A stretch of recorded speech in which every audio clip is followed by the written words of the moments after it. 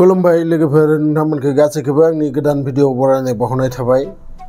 दिनै आं नोंथांमोननि थाखाय मोनसे स्टोरी लाबोदों, जोबोद मोजां स्टोरी। आंबो ससियेल मिडियानि थ्रुयैनो मोनदों बेखौ, आरो आसा खालामो बे स्टोरीखौ खोनासंना नोंथांमोनाबो जोबोद मोजां मोनगोन।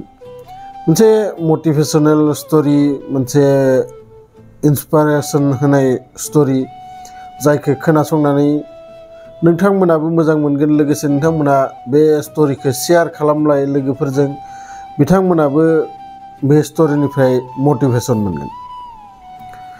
जोङो बयबो नुबोनाय आरो बयबो मिथिबोनाय फंसे बाथ्रा, जाय बाथ्राखौ जोङो बयबो निजेनि लाइफआव सानसे नङा सानसे हयथ' मालायनि थ्रुयै बा निजेनि न'खरनि थ्रुयैनो जोङो मिथियो। आरो बे बाथ्राया जाहैबाय, जोङो हौवाफोरा जेब्ला खामायो, जोङो न'खरनि थाखाय खामायो, जेब्लाबो निजेनि खोथा सिन्था खालामा, जेब्लाबो जोङो हिसाब लाया जे आङो मा मावखो।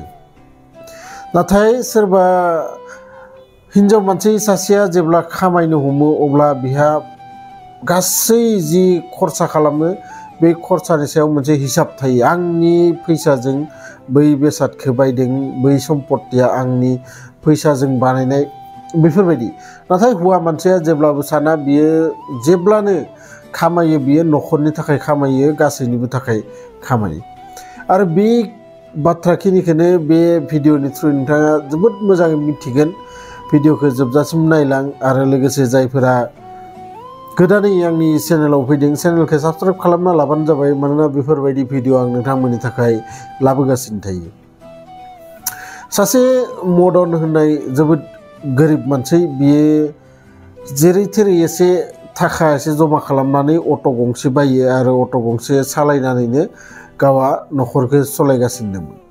मानोना बियो उन्दै समावनो बिफाया बिसा जिउ गोमालाङो, आरो बिमा सासे बुरि बिमा न'आव दोङो, बिखौ नायनांगो। आरो बिदिनो अट' सालाय बियो सासे कबिता होननाय जोबोद गोरों, लेखा फरा गोरों लाइमोनजों गोसो थोलायो। आरो गोसो थोलायनानै बिसोरो जुलिबो खालामलायो।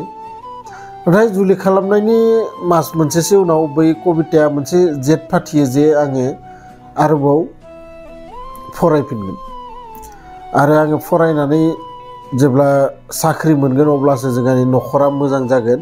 मानोना नोंनि अट' सालायनाय रांजों जोंहानि न'खरा जेब्लाबो सुखुआव थानो हानाय नङा। आरो बे बाथ्राखौ जेब्ला बै कबिताया जेद खालामो, जेद खालामनायाव बै मदनाबो बियो बुङो, जागोन, नों सिन्था खालामनाङा, नों मोजाङै फराय, आं नोंनो जेसेबां रां नांगौ, जेसेबां जि नांगौ, आं नोंनो होफैगोन, नों थाग थिग खालाम। आरो बिदिनो फराय बियो बोसोरनैसो उनाव इन्टारभिउ मोनसे होयो, आरो बै इन्टारभिउआव DSP नि पदआव बियो गंसे पुलिस स्टेसनाव एपइन्टमेन्ट मोनो। आरो बै पुलिस स्टेसनावनो बियो सानफ्रोमबो बेयावनो थाग्रा जायो। न'आव खम फैयो, मानोना बै स्टेसननिफ्राय न'आलागि एसे लामाया गोजानमोन। आरो लोगोसे बिसा गथ' सासेबो दंमोन, बेबो बोसोरनै जानाय। आरो बेनि उनाव लासै लासै बिसोरनि जेन सम्पर्कआ, बे हौवा हिन्जावनि जि सम्पर्क, बे जेन एसे लासै लासै गोजान जालांबाय दङ। आरो बिदिनो सानसेखालि बै मदननि अट'खौ पुलिसफोरा हमो, आरो हमनायनि कारना बेनो जे बिनो ट्राफिक रुल्सखौ माने फल' खालामाखै होननानै बिखौ हमो। आरो हमनानै बिखौ पुलिस स्टेसनाव लाना थाङो, जाय पुलिस स्टेसनाव बै कबिताया दंमोन। आरो जेब्ला बै कबिताया बिखौ नुयो, नुनानै जेन सिनायनि भाव जुरि बियो, आरो पुलिसफोरखौ खोन्थायो जे बिनि अट'खौ जब्द खालाम, जब्द खालामनानै मानसिखौ हेगारहर, गाबोन कर्टनिफ्राय बियो फाइन भरिनानै गावनि अट'खौ लांफैथो। बिनि उनाव बै मदना बै पुलिस थानानिफ्राय ओंखारलाङो, आरो बियो जोबोद दुखु मोनो। मानोना निजेनि हिन्जाव, जायखौ बियो अट' सालाय दिनै इमान गेदेर पस्टआव साख्रि मोनहोदो, आरो बै साख्रि मोनहोनायनि उनाव बे हिन्जावादि बेफोरबायदि बेबहार खालामगोन बियो जेब्लाबो सानाखैमोन।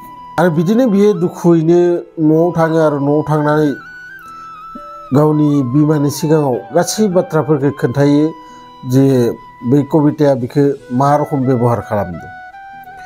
आरो सानैबो बिदि रायज्लायबाय थानायावनो बै कबितायाबो बै जायगायाव मोनहैयो आरो मोनहैनानै गावनि जि फिसाजो सासे दंमोन बै फिसाजोजों दसे रायज्लायो। उन्दैमोनबाबो एसे एसे माथोफोरा फुथिदोंमोन आरो बिजों दसे टाइम पास खालामनानै बियो मदनखौ बुङो नोङो मानो बेफोरबायदि ट्राफिक रुल्सफोरखौ फल' खालामा। बिदि बुंनायाव बै मदना जोबोद रागा जोङो आरो रागा जोंनानै बुङो नोंनि बुंनायनि अर्थआ मा? आङो ट्राफिक रुल्स सब फल' खालामो नाथाय पुलिसफोरा जबरदस्ति आंखौ हमनानै लाङो आरो जेराव नों बे केसखौ बेयावनो माडमिट खालामनो हागौमोन नाथाय नोङो आंनि गारिखौ जब्द खालामदो। जाय अट'जों आङो नोंखौ लेखा फरा होनानै नोंखौ साख्रि मोनहोदो बै अट'खौ नोङो दिनै जब्द खालामदो। आरो बिदि जोबोद सानैनि गेजेराव नांलाय खमलाय जायो। नांलाय खमलाय जानायनि उनाव बै कबिताया बेयाव जोबोद दावराव खालामो, गोबां दावराव दावसि खालामनानै गावनि फिसाजोखौ लानानै बै न'निफ्राय ओंखारबोयो आरो बियो बुंबोयो जे नोंसोरबायदि गरिब मानसिनि न'खराव आङो आगान होनोबो फैया आरो आंनि फिसाजोआबो बै गरिब न'खराव थानानै जेब्लाबो बिनि भबिष्यतआ मोजां जानाय नङा। गतिके आङो बेखौ लानानै थांनोसै आरो नोंबो गाबोन आंनि क्वार्टाराव फै। क्वार्टाराव आं गांसे पेपार रेडि खालामना दोनदो मानोना आं नोंजों आरो संसार जानो हानाय नङा। नोङो थांनानै आंनि बै डाइभर्स पेपाराव साइन खालामनानै फै।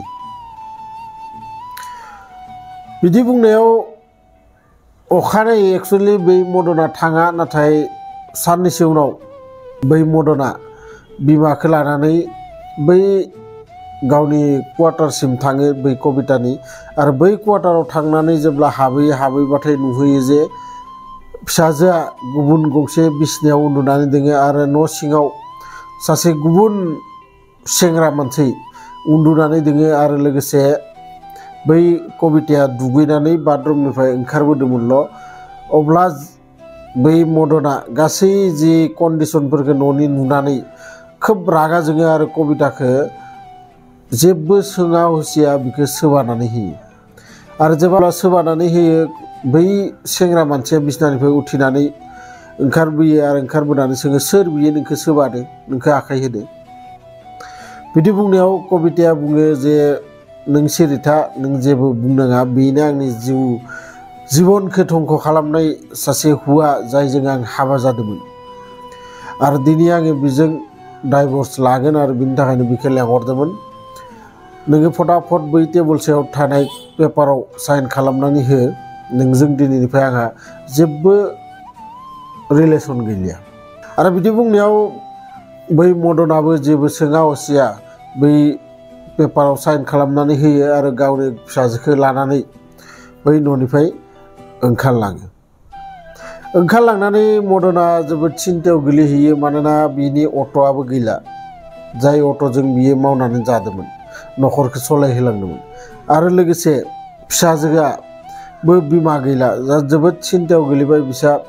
जोबोद टेनसनाव थानायनि उनाव बै बिमाया लासैनो बाकसाव माबाफोर थाखाफोर मोनगोन खोमा होननानै दोननाय बेफोरखौ नागिरबाय थानायावनो गांसे कागज मोनो आरो जाय कागजखौ बै मदननि आखायाव होयो। होनायाव मदना आसरित मोनो जे ओरैबायदि बिसा दब्लायसे हा दोङो जाय दब्लायसे हानि दामा दा बर्थमान बहुद करर थाखायाव फाननो हागोन। आरो जेब्ला बै पेपारखौ मोननायनि उनाव गावसोरनिनो गामिनि सासे धोनि माहाजोननो बै हानि दाम दर खालामो आरो खालामनानै बै हाखिनिखौ फानो। फाननायनि उनाव मदनाबो गोदोनिफ्रायनो फरायनायाव जोबोद मोजांमोन आरो बै मदना जि रां मोन्दोंमोन बेफोरखौ गासैखौबो बेंकआव दोननानै सिगां गावसानि न'खौ एसे फाहामग्रोयो। फाहामनानै बै मदना बिमाखोजो आरो गावनि फिसाजोखोजो न'आव दोननानै गावहा सहराव ओंखारलाङो आरो ओंखारलांनानै बै सहराव बियो खोब मोजाङै फरायहैयो। फरायहैनानै खै बोसोरमान उनावनो बियो एसपि पदआव साख्रि मोननानै बै पुलिस स्टेशनावनो गोलैफैयो जाय पुलिस स्टेशनाव गावनि हिनजाव कबिताया साख्रि मोनोमोन।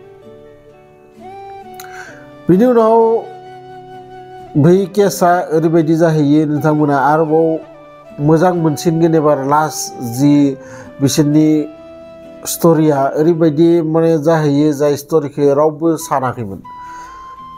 बै जि कबितानि रुमाव सासे सेंग्रा मानसि उन्दुनानै थायोमोन बै सेंग्रा मानसिया कबितानि सासे सिनियर अफिसारमोन आरो बै सिनियर अफिसारा मा खालामो बै कबिताया घुस लानाय मोनसे भिडिअ क्लिप बियो गावनि मबाइलाव सेभ खालामनानै लायो आरो बै कबिताखौ सानफ्रोमबो बिदिनो ब्लेकमेल खालामनानै बिखौ बुयो सोबायो बिनि देहाखौ बियो जेरै हागौ ओरैनो एन्जय खालामो आरो बिदिनो बै कबितानि देहाफोरा टेनसनाव सिन्थायाव माने गाज्रि जाहोलांबाय थायो आरो बिदिनो बै अफिसारा सानसे समाव बिखौ सासपेन्डबो खालामना होयो आरो ओजों बै मदन लोङा न'खरा जोबोद मोजां जाबोबाय थाखा फैसानि सिन्था गैला दा मदनाबो साख्रि मोनबाय आरो